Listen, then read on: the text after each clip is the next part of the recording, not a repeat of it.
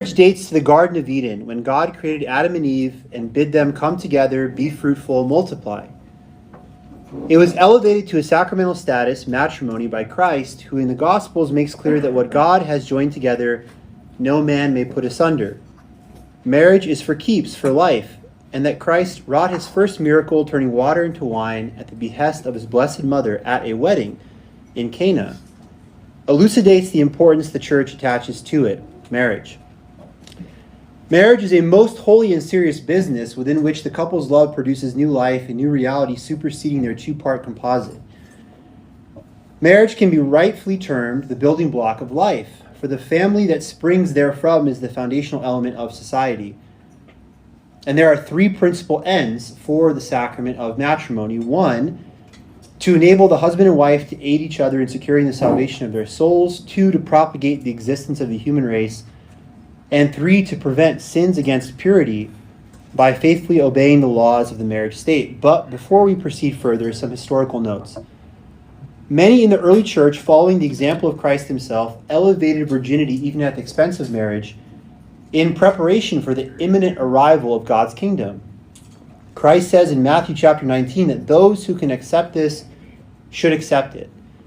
Forsaking sexuality for the sake of the kingdom, St. Jerome agreed marriage was good before arguing that since it distracted from prayer, virginity was superior.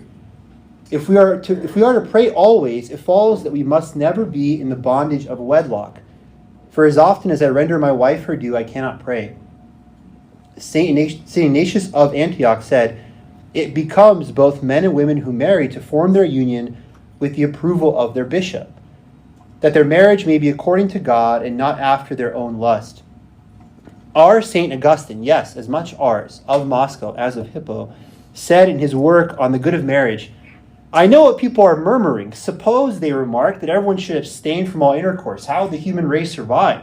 I only wish this was everyone's concern, so long as it was uttered in charity from a pure heart, a good conscience, faith unfeigned. Then the city of God would be filled much more speedily and the end of the world hastened." But Augustine did not think marriage was bad, only that virginity was perhaps a higher calling. Marriage and fornication are not two evils, whereof the second is worse, but marriage and continence are two goods, whereof the second is better. End quote. And that point is important. The Church has always affirmed the intrinsic goodness of the body and sex, and the two becoming one flesh plan of marriage because God made it that way. But it took a cohort of true whack jobs, Cathard, Albigensian heretics in the Middle Ages as much as the Manichaeans of Augustine's age, to whom he once belonged pre-conversion, to put fine points on marriage and human sexuality's intrinsic goodness. When you had people running around saying the body was evil, sex was evil, wholly depraved, fully corrupt, the Church, in her perennial quest and divine mission for the equilibrium of sanity, stepped in, as she always does, to set the record straight. The 5th century Council of Florence declared the seventh sacrament is marriage, which is a figure of the union of Christ and the Church. The 4th Lateran Council of 1215, in response to the Cathars' heretical position, said, "For not only virgins in the continent, but also married persons find favor with God by right faith and good actions, and deserve to attain to eternal blessedness." Marriage was included in the list of the seven sacraments, the Second Council of Lyon in 1274, and the Council of Trent, Catholic Counter-Reformation nuclear weapon in the middle of the 16th century, made sure matrimony was officially placed into and under the rubrics of the Church's canon law, this enabling a uniformity emerging from universality to prevail over local custom and, better still, confusion. Returning to the three principal ends of matrimony, much is made of numbers 2 and 3, that marriage has a lot to do with the having and raising of children, and it does. That marriage has a lot to do with sex properly lived out, or what is sometimes called the mutual comfort of the spouses, and it does. St. Paul said if they cannot exercise self-control, they should marry, for it is better to marry than be on fire. People have always liked and will always like to have sex, because sex is good, and because also in our fallen state we take good things and warp them, and then having sullied them by our sin, pine for them.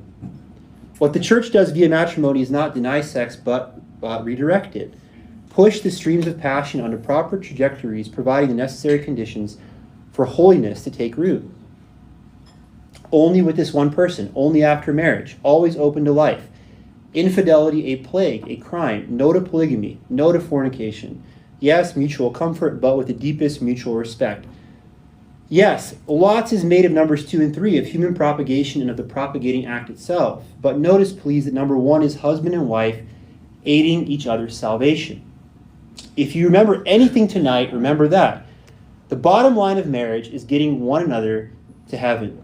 And I'll finish returning to this point via a quick look at my favorite Catholic couple later on, soon. But first, some ancillary thoughts. You've already got 1, help each other get to heaven, 2, open to life / bringing up children, and 3, sex qua sex. So here's some more stuff, and take it as you like. Be a devout Catholic and marry one.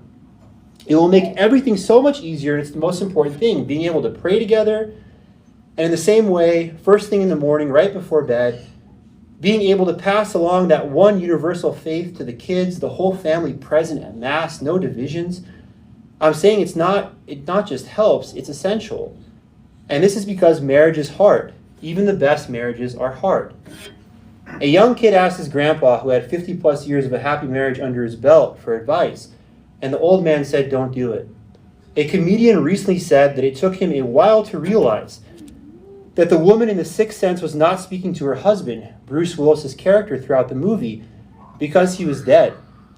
He assumed she was just giving him the silent treatment. Marriage is hard. Father John Carapi, when talking about hair shirts as penances, said some people marry their hair shirt. He said a woman once came to his confessional and started listing off her husband's sins. After a few minutes, he had to cut her off and ask, yeah, but what sins have you committed? Marriage is hard, but I'm tempted to say, because God is good and His grace efficacious, that if both of you are sincere and prayerful Catholics, it'll turn out all right. Share the faith and build each other up in it, and you'll be just fine. But this being in place and placing it in first place, I'll make some passing comments on physical attraction. Marry someone you are physically attracted to. I'm saying confirm that devout Catholic thing first, but then physical attraction has to come next. That looks don't matter is a lie. If people tell you that's overrated, that's vain, they're misinformed. They're probably the type of person who, after telling you this, you're being superficial, tries to get you to invest in a cryptocurrency / ebook startup. I'm saying ignore these people. By the way, they'll say, can I borrow $50? It's for research. Now, I'm certainly not going to talk about relative attractiveness or try to define some physical ideal. I'm saying that you should be completely head over heels, physically crazy for your spouse, and certainly at the start in that so-called honeymoon phase. Because if you think they're the most beautiful person in the world when you first meet, chances are you'll still think that 10, 20, 40 years in. Putting a priority on the physical is not vanity or lust or superfluous nonsense. I'm willing to bet a large contributing factor for much of the infidelity, addiction to pornography, and overall marital discontent and malaise comes from underappreciating the physical. Every woman's ideal man should be her husband, not some movie star or some athlete. Every man's ideal should be his wife, not some model or some actress. When people turn to pornography or fall into adultery, even just of the heart, they declare that their own intimacy is lacking. So it's not something irrelevant or to be taken lightly. Spiritual intimacy aids physical intimacy and vice versa. Be that devout Catholic and marry that devout Catholic. And if they are as attracted to you as much as you to them, the both of you convinced that other person, my spouse, is the most beautiful person in the world, inside and out. That's good stuff, and a great foundation for the cherries on top of the pie of matrimonial harmony. Great personality, good sense of humor, pleasant companionship, doesn't have to be asked to take out the garbage twice. Only nags on Tuesdays and Thursdays. Never asks why 9 guys in one basement have to order 13 pizzas to watch a 2-10 team play a 3-9 team. Can actually fold his own laundry after doing his own laundry. Dresses up to meet my mom and sister for dinner. Wearing an XL football jersey over sweats doesn't count. Baby, come on. This is the nicest football jersey I own, please. Love, can you put on a jacket and tie? I bought you new ties, but it's a John Elway Super Bowl limited edition jersey. It's basically a tuxedo. No, please, no. You remember what Mom said about that. The waiter liked it. She said, would Prince Harry ever go out like that in public? That's what you think? That we're Harry and Meghan? That's what you think? Please, put on a tie, a jacket. I'll let you smoke a pipe in the living room when we get home. Really? I don't have to go to my cave? Yes, okay. And so now to conclude with a brief reflection on my aforementioned favorite Catholic couple, Blessed Emperor Karl and his wife, the Empress and servant of God, Zita. They have been described as, quote, a giant of the faith who married a giant of the faith, and I don't know who is who in that sentence. Kids in their 20s when they took over the crumbling Austro-Hungarian Empire are already then on its deathbed, about to be felled to the ground by the buzzsaw of the First World War.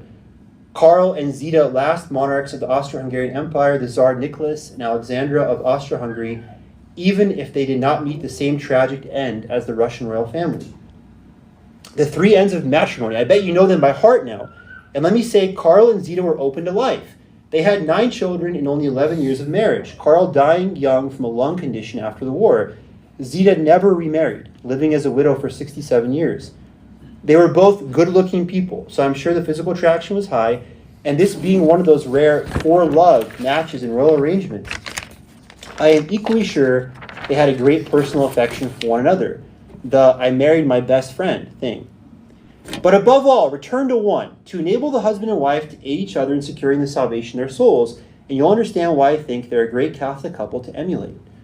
Karl is blessed because he was the peace emperor, a rare voice of moderation and brotherly love amidst a senseless slaughter that killed more than 20 million people in 4 years. But he and Zita could just as easily be beatified for their personal holiness.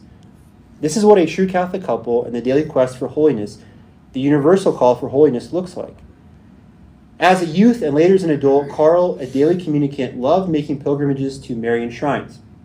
Zita herself prayed the Rosary and Divine Office daily and attended multiple masses in one day, every day.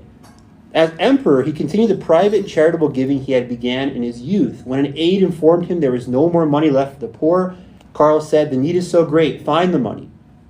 Karl proposed to Zita in front of the Blessed Sacrament at the Marian shrine of Marizell. They made their wedding retreat with the famous Jesuit preacher Father Carl Maria Andalou. While on their honeymoon, they returned to Marizell to place their union under the protection of the Blessed Virgin Mary. Karl was devoted to adoring the Blessed Sacrament and was said to happily spend hours in adoration. He lived the biblical injunction to pray without ceasing, at home, in the office, even on battlefield visits during the war. A quick side note, Padre Pio II, he prayed without ceasing, once praying 105 rosaries in one day. That's 525 decades of the rosary in one day. But you pray 5 decades daily. That's great. Amen. Or perhaps you even pray the full 20 mysteries set. That's great. But report back when you've done 200 decades and then compare that to 525 decades, and you'll understand, as we all must, how much more we can all do. We can always do more, especially in prayer. And Karl certainly felt this way, encouraging all of his soldiers to pray and frequently asking those around him to join in prayer when beginning a meeting, an action, even the most quotidian things of daily imperial business. He, like Padre Pio, in his own way, was praying without ceasing. It can be said that Karl and Zita's marriage, in sum, was one continuous nuptial prayer.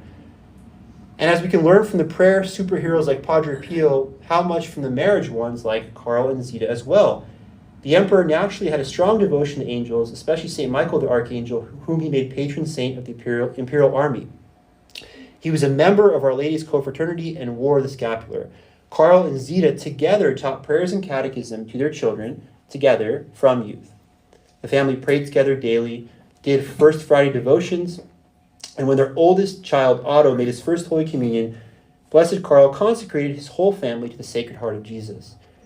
Other popular devotions the family practiced together, again under this holy example of Karl and Zita, were the daily rosary, litanies to the Sacred Heart, the Blessed Virgin Mary, and St. Joseph. And yet everything can be summed up by the quote, by and in the intention concerning their wedding, their motto, if you will, the goal, what their marriage would be all about. Quote, now we must help each other get to heaven. Thank you.